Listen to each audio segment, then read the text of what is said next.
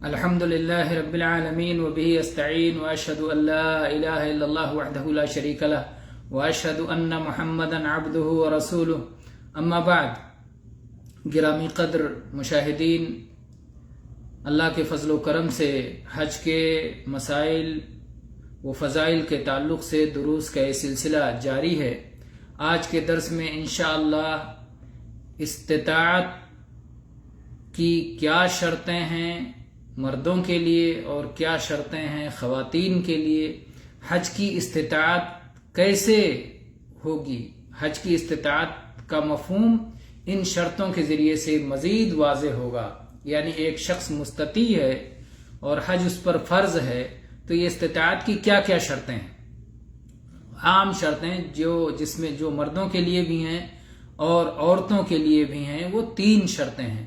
پہلی شرط ہے جسمانی استطاعت یا بدنی استطاعت، یعنی جسم تندرست ہو اور چلنے پھرنے کی، سواری پر بیٹھنے کی طاقت ہو، تو یہ جسمانی استطاعت ہے. دوسری شرط ہے مالی استطاعت. اس سے مقصود ہے کہ سواری کا انتظام ہو یا سواری کے لیے جن اخراجات کی ضرورت ہے اس کا انتظام ہو، اور راستے کے کھانے پینے، زاد راہ، زاد سفر، توشہ، اس کا انتظام ہو. تو جو راستے کے اخراجات ہیں اور جو سواری کے اخراجات ہیں وہ اسے مہیا ہوں اور وہ اس کے قرض سے زیادہ ہوں، فاضل ہوں. یعنی اس سے قرض ادا کرنے کے بعد اور اپنے اہل و عیال کا خرچہ جو اس کے اوپر لازم ہے اس کی ادائیگی کے بعد، اور جو اس کی اصلی حاجات ہیں زندگی کی، ان حاجات کی تکمیل کے بعد اس کے پاس اتنی مالی استطاعت ہو، اس کی ایسی مالی حیثیت ہو، مالی پوزیشن ہو کہ وہ حج کر سکتا ہو، تو یہ مالی استطاعت ہے. انشاءاللہ ہم اس کی تفصیل آگے مزید کریں گے. اور تیسری شرط ہے امنی استطاعت، یعنی راستہ مامون ہو، محفوظ ہو، راستے جو ہے اس میں راستے میں جنگ نہ ہو، چور ڈاکو نہ ہوں، راستے میں جان و مال کو خطرات نہ ہوں، درپیش نہ ہوں، راستہ مامون ہو، لوگوں کا سفر جاری ہو اور امن کے ساتھ، اطمینان کے ساتھ جو ہے سفر کر سکتے ہوں. تو یہ 3 عام شرطیں ہیں. 2 شرطیں ایسی ہیں جو عورتوں کے لیے خاص ہیں. پہلی شرط یہ ہے عورت کے لیے کہ اس کے ساتھ محرم ہو، اور دوسری شرط یہ ہے کہ عورت عدت نہ گزار رہی ہو، کیونکہ عدت میں اس کے لیے باہر نکلنا منع ہے. ہم اس کی تفصیلات کرتے ہیں، آپ کے سامنے ایک ایک کی تفصیل رکھتے ہیں. بدنی استطاعت کا مطلب یہ ہے کہ آدمی ایسا بیمار نہ ہو کہ سواری پر بیٹھ نہ سکے، یا اس کے جسم میں کوئی ایسی معذوری نہ ہو جس معذوری کی بنا پر وہ حرکت نہ کر سکتا ہو، چل پھر نہ سکتا ہو. کیونکہ حج میں طواف کرنا رہے گا، مینا جانا رہے گا، مزدلفہ جانا رہے گا، عرفات جانا رہے گا، تو وہ چل پھر سکتا ہو. اس کی دلیل ظاہر بات ہے کہ قرآن پاک کی وہی آیت جس میں استطاعت کا ذکر کیا گیا ہے، وَلِلَّهِ عَلَى النَّاسِ حِجُّ الْبَيْتِ مَنِ اسْتَطَاعَ إِلَيْهِ سَبِيلًا. تو استطاعت میں یہ بات داخل ہے کہ آدمی سواری پر بیٹھ سکتا ہو، سواری پر جو ہے سوار ہو سکتا ہو، اور اگر سوار نہیں ہو سکتا تو وہ غیر مستطیع ہے، اور ضروری ہے کہ وہ پہنچنے کی طاقت رکھتا ہو، جس میں سے جسمانی استطاعت بھی ہے. اسی طرح سے وہ حدیث جو کہ صحیح مسلم میں 1335 نمبر پر آئی ہے، اور جس کے راوی عبداللہ ابن عباس رضی اللہ عنہما ہیں کہ نبی کریم صلی اللہ علیہ وسلم کے پاس قبیلہ خثام کی ایک خاتون آئی اور اس نے آپ سے فتویٰ پوچھا. اس نے کہا، اے اللہ کے رسول صلی اللہ علیہ وسلم، اللہ کا فریضہ حج سے متعلق اللہ کا فریضہ جو اللہ کے بندوں پر عائد ہوتا ہے، وہ میرے بوڑھے باپ پر بھی عائد ہو چکا ہے، جو کہ سواری پر سوار نہیں ہو سکتا. یعنی جسمانی استطاعت اسے نہیں ہے، لیکن اسے مالی استطاعت موجود ہے. مکہ پر پہنچنے کے لیے اس کے پاس مال ہے، یا کوئی اور اس کی طرف سے حج کر سکتا ہے، تو اس کے اوپر حج فرض ہو گیا ہے. افا احج عنہ، کیا میں اپنے والد کی طرف سے، اپنے باپ کی طرف سے حج کر سکتی ہوں؟ تو اللہ کے نبی صلی اللہ علیہ وسلم فرمایا نعم، ہاں اپنے والد کی طرف سے حج کر سکتی ہو۔ یہ صحیح بخاری میں 1513 اور صحیح مسلم میں 1334 نمبر پر، اور صحیح مسلم 1335 نمبر پر معمولی الفاظ کے اختلاف کے ساتھ ہے۔ اس میں یہ الفاظ ہیں، یا رسول اللہ ان ابی شیخ کبیر علیہ فریضۃ اللہ فی الحج وهو لا يستطيع ان يستوي على ظهر بعيره فقال صلی اللہ علیہ وسلم فحجی عنہ۔ اس خثعمی عورت نے کہا کہ اللہ کے نبی، میرے والد سن رسیدہ ہیں، کافی بوڑھے ہیں، اور اللہ کی جانب سے حج کا فریضہ ان پر لازم ہو چکا ہے، لیکن وہ اونٹ کے پیٹھ پر رک نہیں سکتے، وہ بیٹھ نہیں سکتے۔ تو اللہ کے نبی صلی اللہ علیہ وسلم نے اس خاتون سے کہا تم اپنے والد کی طرف سے حج کرو۔ تو اس سے معلوم ہوتا ہے کہ جو شخص اپنے مال کے ذریعے سے حج کر سکتا ہو لیکن جسمانی اعتبار سے عاجز ہو تو اس پر حج فرض ہے، وہ خود نہیں کر سکتا ہے تو کسی اور کو اس کی جانب سے حج کرنا چاہیے، جیسا کہ اس حدیث میں اللہ کے نبی صلی اللہ علیہ وسلم نے اس خاتون کو کہا کہ تم اپنے والد کی طرف سے حج کرو۔ اور اس مسئلے پر اہل علم نے اجماع نقل کیا ہے، امام قرطبی نے، امام ابن تیمیہ نے، امام ابن العربی نے، سب نے اس پر اجماع بھی نقل کیا ہے۔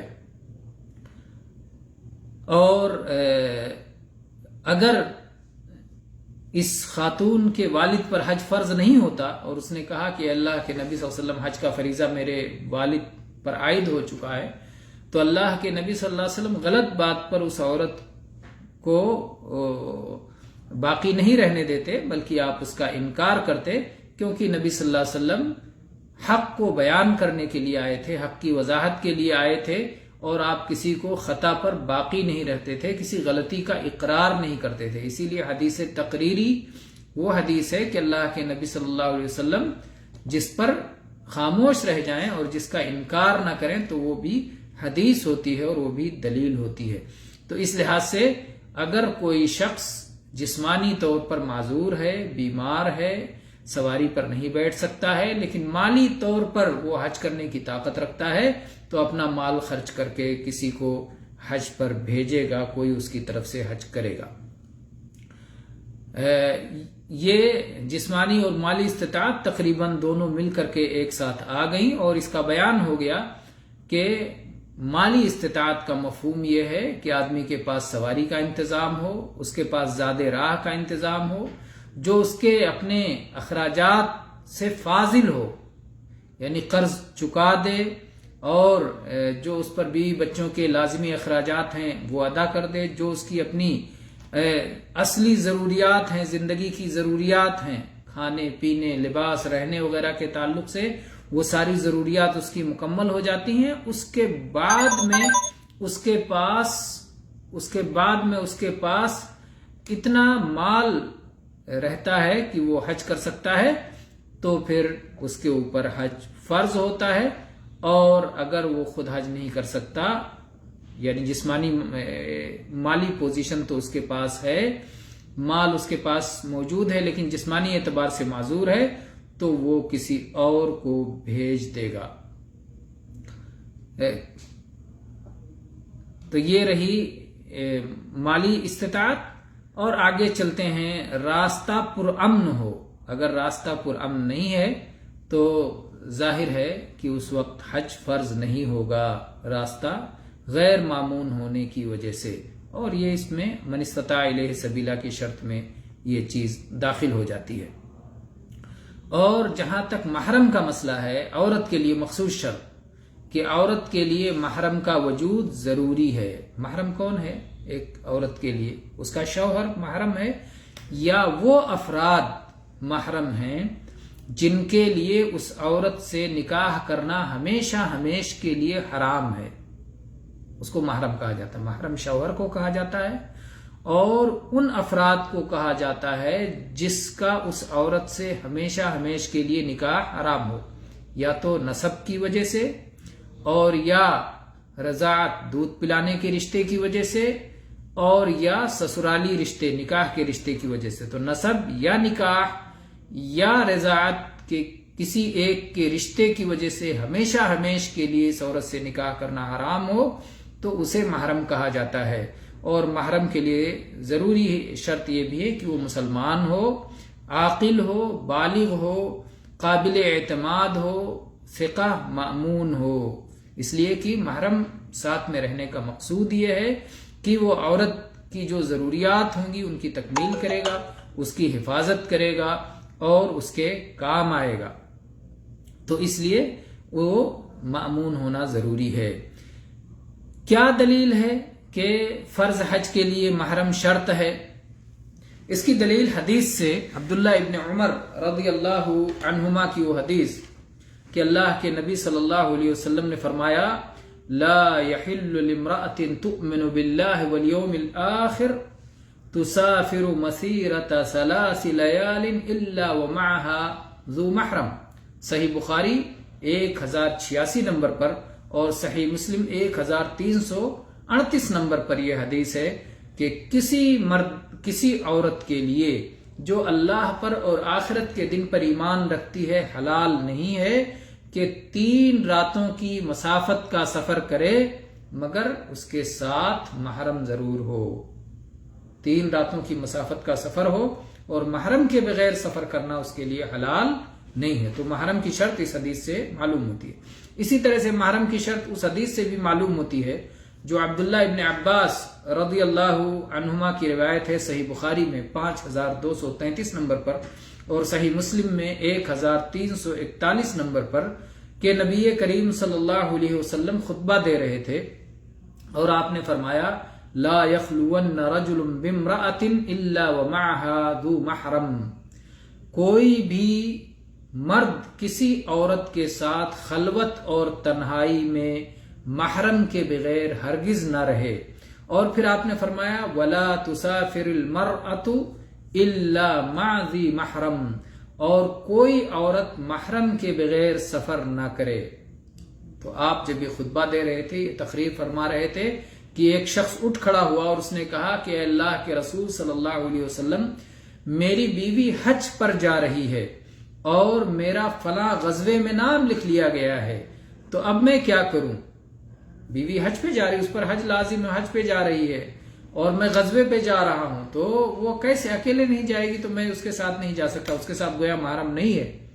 تو کیا مجھے اجازت ہے کہ میں اپنی بیوی کے ساتھ محرم بن کے جاؤں؟